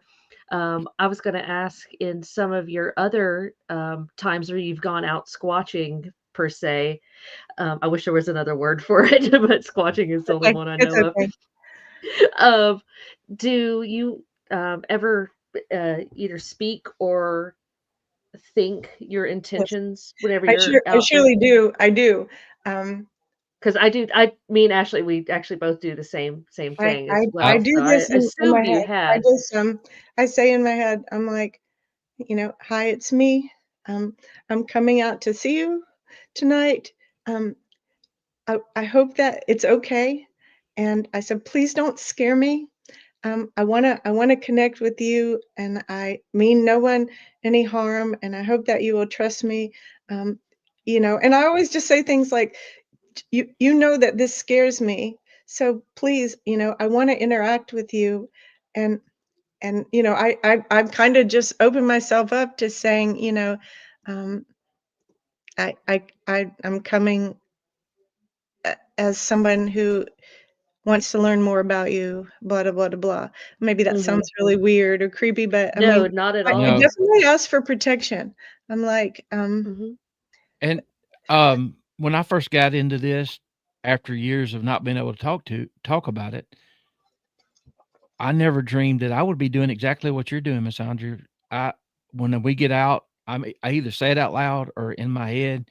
It's kind of a for me, uh, kind of showing respect you know, and like, if you don't want me here, let me know. And I've never had it. We've had stuff thrown at us before, but that was before I started, saying that. But yeah, I mean, I know it sounds weird. Some people that will listen to this later, and you're just getting into this, the more you dig into it, the more you do, the more you go out, and the more people you talk to, like our Native American friends, some of them are in Mhm. here now. It The biggest thing, it's respect, and your intentions. Let your intentions be known. Now that doesn't mean they're going to come out and shake your hand, but they may not throw a boulder at you. So, Right? I think sometimes I think the rock throwing um, is just playfulness. Mhm. It's acknowledgement. Um, I think sometimes if people are throwing big rocks, you know, it's to move you along, for Mhm. whatever reason. It's Yep. like just an intimidation kind of thing. You know, um, I think that they know what your intentions are. You know, Agreed. I um, agree. there's there are things that about this I don't think we really understand, and I'm not some hoodoo voodoo kind of conjurer, but I we're dealing with something else that I don't think anybody fully understands, and Agreed. it's a So, bigger than most of our minds are even able to go to. Let's say that. so I agree. I definitely you, think there's more to this than what just our small human brains are able to comprehend. It's a I don't lot think to we're wrap ready your head for it around. yet. You know that I'm gonna hang up with you, and I'm gonna be like, "I'm so embarrassed that I talked about this. It is too weird. It's too weird for human consumption." People will see me and they will think, you know, "Time to get out of the mushrooms, Susie." You yeah, know, they and it bothers me because to talk about it is sort of healing but then I try not to talk about it. Like, I just don't I get asked to do these kind of things sometimes, and I've spoken at some conferences too, blah, blah, blah, blah, but I always say, "I'm not trying to be Bigfoot famous." Like, not trying to do that. Um, and no disrespect to anyone who wants to be that. That's Mhm. great. There's some interesting people who do that. But, I didn't search for this world. I and I but then I feel dishonest if I don't be honest about what happened to me. Um, I it's kind of a weird back and forth for me. Mhm. I had these experiences. I think I was meant to have them, but after I came back from my first trip to Oregon, I was like, wow, you can't put that back in the bottle. Like, this is gonna Mhm. that's be with right. me for the very rest of my life. Yep. And either I have to. I think I just want to try to understand it more, and it just continues to evolve. You know. Hmm. Um, And it, you're okay. We've had a lot of comments, and I feel the same way. I don't have my You, glasses on, so I'm oh, not you're seeing good. You're, them. I know you're doubting yourself. I do it. I go on other shows. I tell about some of my paranormal experiences, the one UFO, the Bigfoot stuff, and in my head, to use your term, Roger, stop. You're sounding batshit crazy, but we know we are. Mhm. You know what I mean? That's the difference. We know we are, and Right. but you're helping people, whether you believe it or not. There's people in this chat I know that are going through some things. They're trying to understand this, and thank you, because I'll say thank you for them. Some people have contacted us, and they're in the early stages of it, where we are in. We've learned a lot. We've talked to people. We've done boots on the ground. We've studied different things. We've had those feelings. Somebody made a comment earlier about getting zapped. I've had where my tongue felt like it was electricity, and you could almost taste the copper wire. You know what I'm? And it's like, what was Um, that? I've been So, I've been zapped to the point of just vomiting my guts out. mhm, One time, I mean, there have been a lot of times when I've felt overwhelmed with energy, and sometimes it's loving, and sometimes it's anxiety inducing. But Mhm. there was one time I was in Washington State where I literally got up off the cot and took off running and just lost my cookies. I mean, I Oh, was, gracious. like, inflamed. I was like, "Oof." That just doesn't happen. It's the only time that it's happened to me. I suspect that either I ate some bad camp food or or, uh, I just had too much energy being pushed at me, and my Mhm. system No. Yeah, our overload. physical bodies aren't able to handle that kind of stuff for sure, and you have those visceral reactions. Yeah, I had a local guy, contacted my son and we went out and, looked at a pretty weird place, and he was telling us a story about him and a friend hunting. There was a scream that was so close. They felt weird. They felt this weird energy, and they were looking over their shoulders. They were walking out, and this scream hit them. He hit the ground and balled up and covered his ears. His friend started projectile vomiting immediately. So Mm. certain probably decibels or sounds will do that. And I've had times where my gut has gotten jittery for no reason. And Mhm. then but I've started letting people know.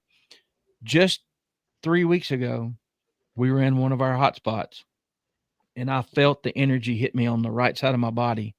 We'd already heard what sounded like monkey-ish, right?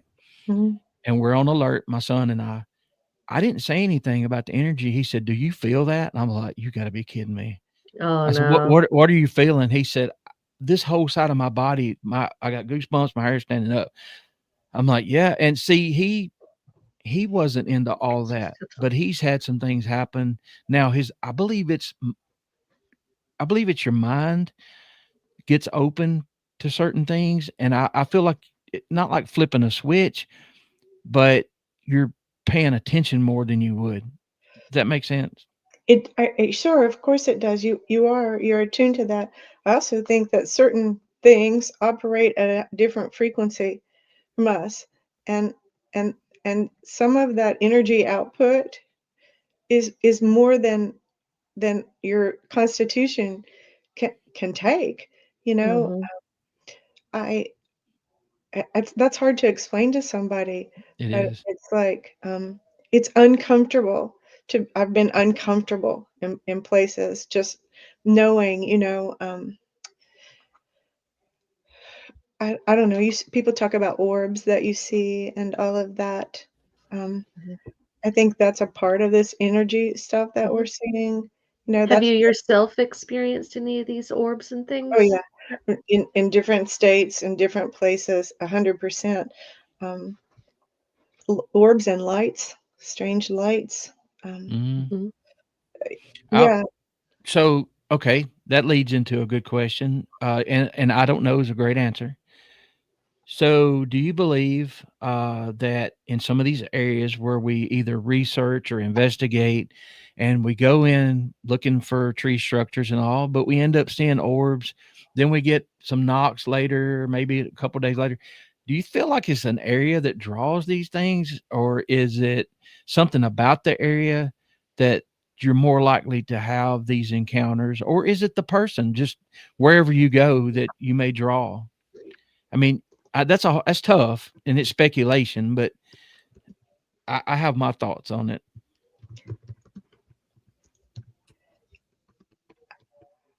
so oh, That's a tough. this is a rabbit. So, some people have talked about the notion of there being portals.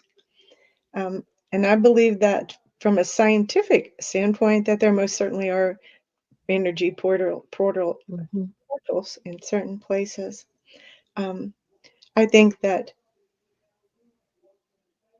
there are places that have more energetic output on this earth than others.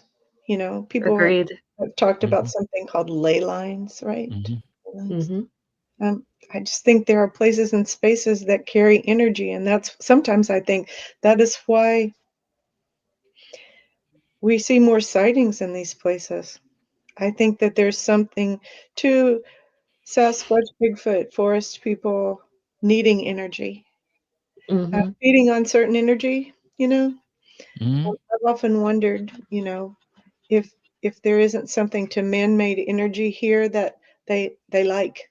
They feed on energy. Um, Mhm. but don't listen to me because No, it's I'm not an expert. I can only tell you that I believe there are portals.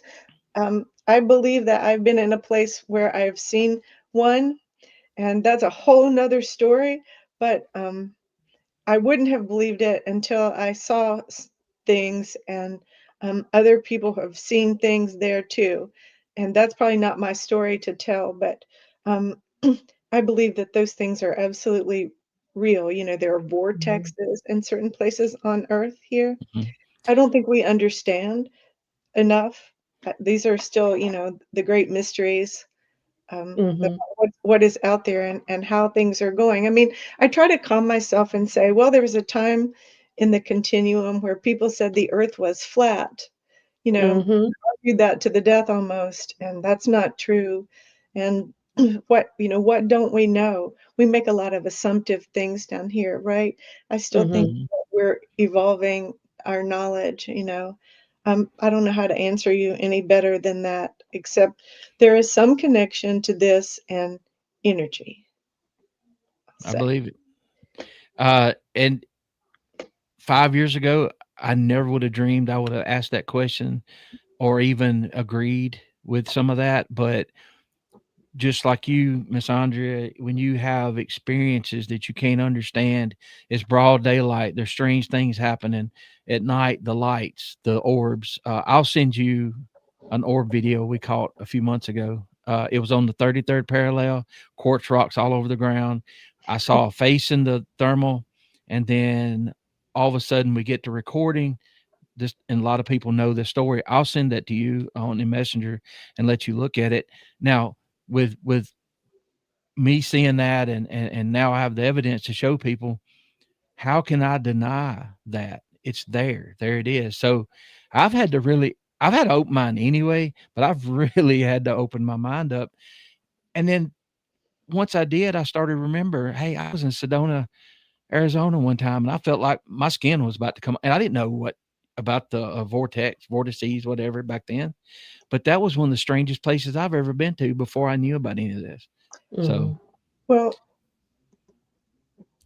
I think I think technology is going to help us in a way. Um, I think there are some emergent technologies. They're going to show us some things that we probably knew, and you start to see some of this lidar technology. I'm fascinated with, um, LiDAR is a fascinating and, technology. and this stuff just continues to evolve, and I think it will help us in discerning what we're dealing with, Um, but I think some of this, there's a certain spirituality attached to some of this too, and I think that's why a lot of our First Nations people, they were tapped into their spirituality and the earth, and all of that, and it aligned so much with them culturally and their spiritual practice that, you know of course all these tribes have names for Bigfoot because they all knew what they were experiencing. They were tapped into that. Not to drag this into too deep of a hole, but I mean, I think there's something to that. Yeah. I I feel like we're on the same page, and I know Amanda, because I've been nodding my head the whole show. That's People me are too. I'm like, "Yep, they're probably yep, getting, yep." yep, but it's been a journey to get to these points. It Yeah. wasn't just like I jumped in and said, "Oh, I believe everything that anybody told me." It's from No, it's true. experience. You don't know what you're about to enter. This Mhm. kind of strange world, it's the underworld for me. And having these conversations, there's not a night that I don't think about Bigfoot. There, when we lived in Michigan, we had a big black lab, a dog, Susie, and we would let her. We didn't put her on leash. We would let her walk outside at night. We had a big deck, and then she would walk out and do her business and come in every night before we went to bed. And sometimes that dog would stand on the end of the porch and just stare for 5 minutes in the same Mm. space. And Steve would be like, "What is she looking at?" I'm like, "I don't know." And sometimes she would disappear for like 10 minutes and she would just come back as happy as can be. And now in hindsight, after everything that went down, I'm like, she knows they're there. They're out there watching and she knows it and they're communicating with her and she's not a bit afraid of them. And I mean, this went on and on and on.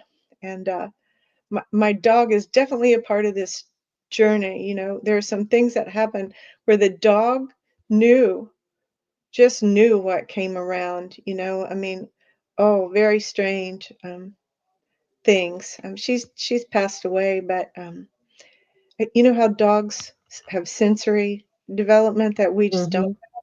Hmm. Well, I think it worked very beautifully with what was going on out there. She absolutely knew, you know.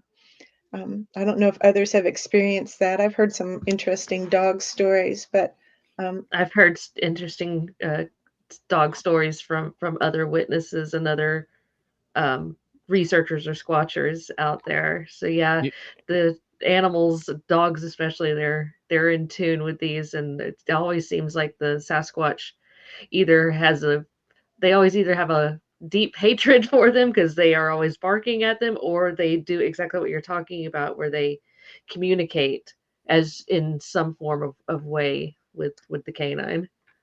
and you So know, it's really neat.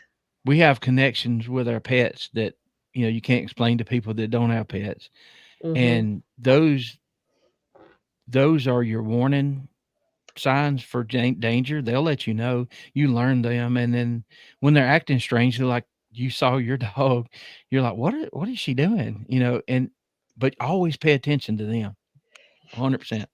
so before you kick me off here, um, I told you that I was going to talk to you about Robin, our Hmm. friend Robin, who Hmm. is Yes. extremely spiritually gifted. I'll just say that. She's Hmm. a very rare person with a lot of unusual gifts. And when I first, when this first started happening for me, my friend Tim said, you seem troubled by this. You should talk to Robin. And I said, I don't even know who she is. I'm not talking to somebody I don't know. I feel half crazy already. And he's like, no, she won't treat you like that. She'll be nice to you. She understands this better than most people. And so one night I called her and I literally didn't even know her last name. I'm just calling somebody out of the blue. And um, she begins to she goes, I'm just going to tell you some things and I want you to just think about it. You don't have to believe me or anything. I'm just going to tell you. And this is where it gets so squirrely and upside down for me. It's almost embarrassing to talk about it. And yet I'll tell you. um, she she goes,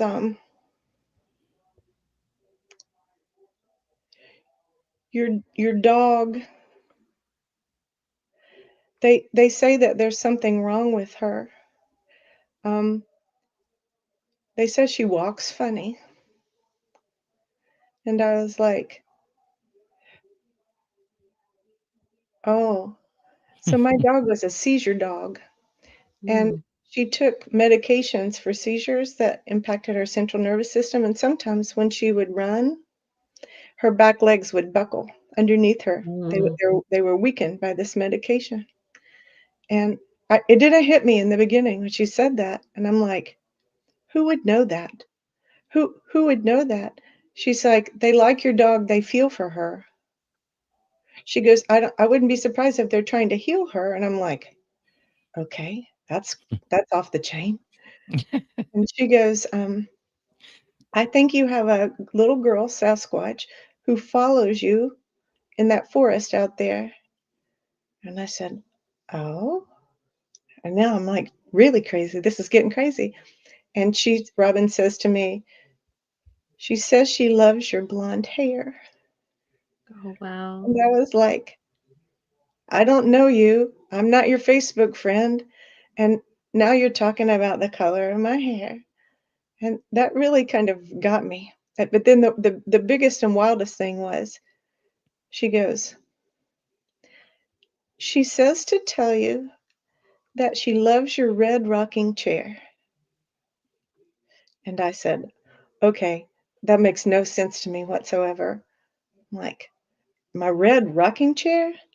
I'm like, I live in a modern house. I have black furniture. This does not even make any sense to me. And she goes, well, I'm just telling you what I hear. And I just want you to think about it. No judgment, blah, blah, blah, blah, blah. And I was like, okay. And she was very kind. And it wasn't as crazy coming from her as it might even sound here. And so I'm kind of blown away at what she told me, and I'm just taking it in. I try not to judge anyone. And today I'm sitting in my office, and it's a very long, narrow room, and it's got a glass window that faces the forest. And I turn around and I look in the back of my room, and there, under some clear plastic, is the red velveteen rocking chair that Steve's mother had given me as a family heirloom that I never take out or put anywhere. I had just stored in the back of my office. Oh, wow. And I So said to Robin, I'm like, the only way anybody, first of all, no one ever comes in my office. And second of all, the only way you could know that that was there in my home is if you came up to the window and you stuck your face up and you stared back in there and you saw what was sitting in the very back corner. And then I was wholly creeped out because I'm like, okay, I'm out of here. I'm like, oh, so hey. people Um, talk about the chili bumps. We got a friend that it says chili bumps. Now I have a Robin story. She didn't know me, I didn't know her. And she was talking on our show, and she said somebody had something happen to them when they were 11 while they were hunting that scared them. And then for it took a little bit. I'm like, whoa, whoa, whoa, wait a minute, that was me. And then I started screaming for my dad because something was breaking trees and growling and all, and I forgot about that. I did not, and it was only 150 yards from where I saw the Bigfoot. You know, 3 years later, maybe 3 or 4 years later. Mhm. But that's one thing. But then she says somebody's there in your house that saw a UFO at 7 years old and never told you. I'm like, what? They were watching the show in the living room, and my son comes running in, opened the door. He said, "That was me. That was me. That was me and Mama." And he told me the whole story later. I'm like, "What just happened?" well, Wow. I just don't know what to say about those kind of I things. don't either. Robin is a very gifted person, and I know that she is very spiritually attuned and what have you. Mhm. So, I mean, it would be easy to dismiss, but kind of hard to dismiss. I mean, so you carry those things with you, and you know, I know that I clearly don't have a lot of answers, and I only know. I try not to I always say I'm not gonna tell anyone else's stories. I'm just gonna tell my stories because I don't wanna secondhand anything. I can only operate from what I've seen and had happen to me personally, and, not trying to be Bigfoot famous. No interest in that. I think there is some comfort to hear other people talk about this, though, because it Mhm. makes you feel like, okay, um I'm not the only one who feels just half crazy, trying Mhm. to work through this, which just continues. So, I yeah. think I think if we feel crazy, we're probably all right. If we don't know, you know what I mean? Right. And I mean, and I I'll just tell want to people, scream, I'm a normal person. right, I'm not trying to find Bigfoot on the daily. It right, just happened. And right. We yeah, didn't ask for this, right? It no, just happened. Mhm. So, all It right. just So happened. this we've gone almost 2 hours. I'm gonna let y'all go, but I want to show. She talked about mice earlier. I think we have. I can't see it. Oh, yes, I definitely wanna pull this up. Yeah. So so this is the cover to your book, Miss Andrea. Would you like to tell the audience about it? sure. So last year, I published this book called Good in the Woods. It's a book written for young readers, so like 8, 9, 10 years old. Mhm. And it's just me having, as a writer, I always wanted to write some fiction, and I never really did. And I started to try to write my Bigfoot story as a memoir. And Mhm. um, I wrote about 5 chapters, and then I said, "This is nuts. Do not do this. You will destroy yourself professionally." And I stopped. And maybe I'll pick that back up. But I wrote this little book for young readers, and it's a story about a little girl who gets lost in the woods, and she hurts herself, and a, a Bigfoot finds her in the woods, and he befriends her and protects her, and um, then he begins to continue to show up in her life at really challenging moments. And it's just a sweet story. It's available on Amazon. I believe barnesandnoble.com carries it too. Um, I just wrote it as a creative project, but I would say that baked into the book is sort of my belief system about Bigfoot and things that had happened, and there are some similarities, I guess, to Mhm. me and my experiences that are sort of jacked into this book. And anyways, it was purely a pleasure experience for me as a writer. I just wanted to do it, and I appreciate you showing it. It just something fun to do, and I'm working on a second volume of this. I sort of maybe see this as a trilogy of books or more that the story will continue to pick up. So we'll That's see awesome. where that goes. It's just And fun. before we go, the West Virginians in here are asking, let's say, what part of West Virginia are you from? Not exactly. You don't have to say that, but Oh, no, I'm gonna tell you exactly okay. because I'm so proud of my hometown. I think West Virginians are, um, the greatest people ever. Um, I grew up in a tiny town called Hurricane, West Virginia. We say it hurricane, Hurricane. and, it's like the storm, just like the storm, and the area has grown up a lot, but it's between 2 of the bigger cities, Huntington and Charleston. So Mhm. that's my tiny little hometown. I'm still friends with tons of people I grew up with. I love it there. If it were possible for me to live and work there, I would march right back there and live happily ever after. So That's Well, awesome. all right. Well, Miss Andrea, thank you so much. We've had comments like they could listen to you for hours. I'm not going to do you like that. I could also. I I agree. I have tons of questions, and maybe sometime we can get together and have a part two, or we can just talk because you're I, my I new feel best friends. yes, absolutely. I mean, Yay! yeah. I'm happy to answer We're any of your questions off of this space. okay, and you made a good point. I always say I only know what I've experienced. I trust people that I trust to tell me what they've experienced, but we only know what's happened to us. So And I have plenty of Bigfoot friends who would probably say, "Andrea is full of crap." And that's okay. I own that. That's fine. hey, I resemble that remark. So Yeah. so anyway, everybody in chat, thank y'all. People listening on the podcast tomorrow and on. We appreciate y'all. We appreciate you listening to us and coming to the front porch, we like to say, and having a glass of tea with us. So Absolutely. Yes, thank you everybody who joined us during the live. Sorry we couldn't get to all of your questions. There were some really good ones out there, and I know I still have some for myself for Miss Andrea, but yeah, we don't want to keep her any longer than we have to. So thanks for joining us tonight, guys. yep, Thank you guys. we're not gonna do a southern goodbye for 30 minutes this time. We're just gonna kick on out of here. Good, Good good night, y'all. Good night, night, y'all. everyone.